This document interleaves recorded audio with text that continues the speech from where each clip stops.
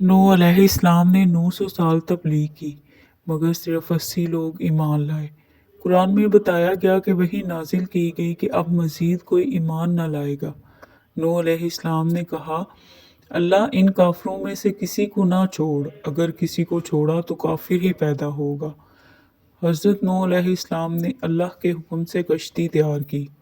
حضرت نوح علیہ السلام کی قوم نے جب اس کشتی کو دیکھا تو خوب ہنسے، کیونکہ انہیں یقین نہ تھا کہ عذاب نازل ہوگا اور یہ کشتی کس طرح چلے گی۔ وہ حضرت نوح علیہ السلام اور ان کے ساتھیوں کو دیوانہ خیال کرنے لگے۔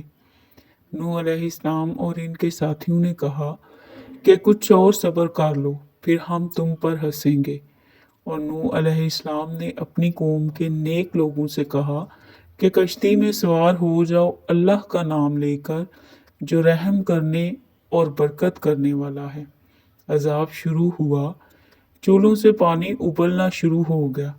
اس کے بعد جگہ جگہ سے پانی کے چشمے پھوٹنے لگے اور آسمان سے بارش برسنے لگی۔ پانی اتنا بلند ہوا کہ پہاڑ ڈوبنے لگے۔ کافر چوٹیوں پر چڑھ گئے لیکن عذاب خداوندی سے نہ بچ سکے۔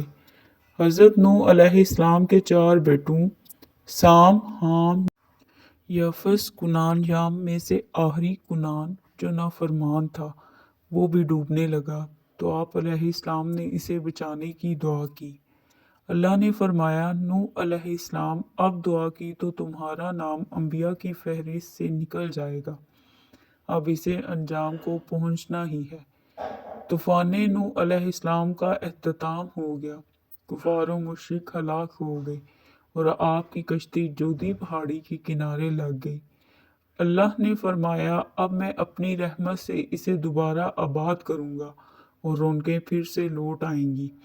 اگر ویڈیو اچھی لگی ہو تو اس ویڈیو کو لائک کر دیں، چینل کو سبسکرائب کر دیں اور نیکسٹ پارٹ کے لیے آئی بٹن کو کلک کریں۔